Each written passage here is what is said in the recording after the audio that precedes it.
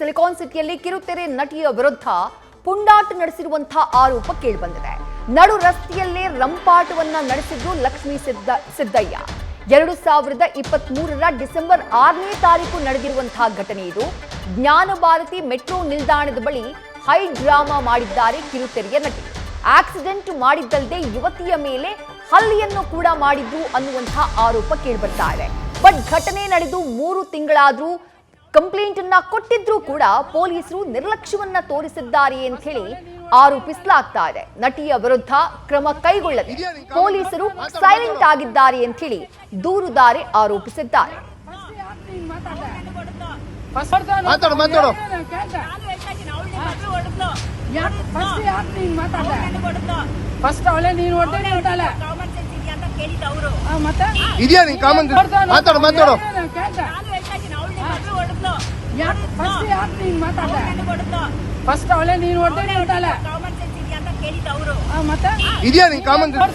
Details ನಮ್ಮ ಪ್ರತಿನಿಧಿ ಸಂದೇಶ್ ನೀಡ್ತಾ ಹೋಗ್ತಾರೆ. ಸಂದೇಶ್, 3 ತಿಂಗಳ ಹಿಂದೆ ನಡೆದಿರುವಂತಹ ಘಟನೆ ಇದು.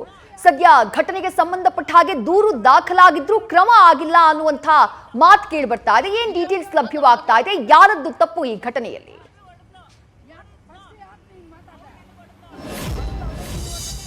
ವಿದ್ಯುಶ್ರೀ 2023 ಡಿಸೆಂಬರ್ 6ನೇ ತಾರೀಕು ನಡೆದಿರುವಂತಹ ಘಟನೆ ಇದು. ಅಂದರೆ ಬೈಕ್ನಲ್ಲಿ ತೆರಳುತ್ತಿದ್ದಂತಹ ಮಾಧುರಿ ಹಾಗೆ ಐಶ್ವರ್ಯ ಅನ್ನೋರಿಗೆ ಇಬ್ರು ಕೂಡ ಮೊಪೆಡ್ ಬೈಕ್ನಲ್ಲಿ ತೆರಳ್ತಾ ಇರ್ತಾರೆ. ಈ ಸಂದರ್ಭದಲ್ಲಿ ಕಿರುತೆರೆಯ ನಟಿ ರಶ್ಮಿ ಸಿದ್ದಯ್ಯ ಅವರು ಕೂಡ ಟ್ರಾವೆಲ್ ಅಂದರೆ ಅವರ ಕಾರ್ನಲ್ಲಿ ಹೋಗ್ತಾ ಇರ್ತಾರೆ. ಲಕ್ಷ್ಮೀ ಸಿದ್ದಯ್ಯ ಅವರು ತೆರಳುತ್ತಿದ್ದಂಥ ಸಂದರ್ಭದಲ್ಲಿ ಕಾರ್ನಲ್ಲಿ ಏಕಾಏಕಿ ಬಂದು ಆ ಮೊಪೆಡ್ ಬೈಕ್ಗೆ ಡಿಕ್ಕಿಯನ್ನು ಹೊಡಿತಾರೆ. ಡಿಕ್ಕಿ ಹೊಡೆದ ಬಳಿಕ ಮಾತಿನ ಚಕಮಕಿ ಆಗುತ್ತೆ. ಅಂದರೆ ಲಕ್ಷ್ಮೀ ಸಿದ್ದಯ್ಯ ಹಾಗೆ ಮಾಧುರಿ ಅವರ ನಡುವೆ ಸಾಕಷ್ಟು ಮಾತುಕತೆಗಳಾಗ್ತವೆ. ಈ ಸಂದರ್ಭದಲ್ಲಿ ಲಕ್ಷ್ಮೀ ಸಿದ್ದಯ್ಯ ಅವರ ಜೊತೆಯಲ್ಲಿದ್ದಂಥ ಆನಂದ್ ಕುಮಾರ್ ಅನ್ನೋರು ಕೂಡ ಗಲಾಟೆಗೆ ಬರ್ತಾರೆ. ಬಂದು ಮಾಧುರಿ ಹಾಗೆ ಐಶ್ವರ್ಯ ಇಬ್ಬರ ಮೇಲೂ ಕೂಡ ಹಲ್ಲೆಯನ್ನ ಮಾಡಿದ್ದಾರೆ ಅಂತ ಒಂದು ಆರೋಪವನ್ನ ಮಾಡಿ ಜ್ಞಾನಭಾರತಿ ಪೊಲೀಸ್ ಠಾಣೆಯಲ್ಲಿ FIR ಅನ್ನು ದಾಖಲು ಮಾಡಿಕೊಂಡಿದ್ರು. ಆದರೆ ಈಗ FIR ಆದ ಬಳಿಕ ಅಂದ್ರೆ ಆ ಗಲಾಟೆ ಸಂದರ್ಭದಲ್ಲಿ ಹಲ್ಲೆಯನ್ನ ಮಾಡಿ ಮೊಬೈಲ್ ಅನ್ನ ಕೂಡ ಕಸ್ಕೊಳ್ತಾರೆ. ಅಂದ್ರೆ ಮಾಧುರಿ ಅವರು ಯಾವಾಗ ತಮ್ಮ ಮೊಬೈಲ್ ನಿಂದ ವಿಡಿಯೋವನ್ನ ಶೂಟ್ ಮಾಡೋದಕ್ಕೆ ಶುರು ಮಾಡ್ತಾರೋ ಆ ಸಂದರ್ಭದಲ್ಲಿ ಮೊಬೈಲ್ ಅನ್ನ ಕೂಡ ಕಸ್ಕೊಳ್ತಾರೆ. ಅದಾದ ನಂತರ ಜ್ಞಾನಭಾರತಿ ಪೊಲೀಸ್ ಠಾಣೆಯಲ್ಲಿ ದೂರನ್ನ ಕೂಡ ಮಾಧುರಿ ಅವರು ದಾಖಲು ಮಾಡ್ತಾರೆ.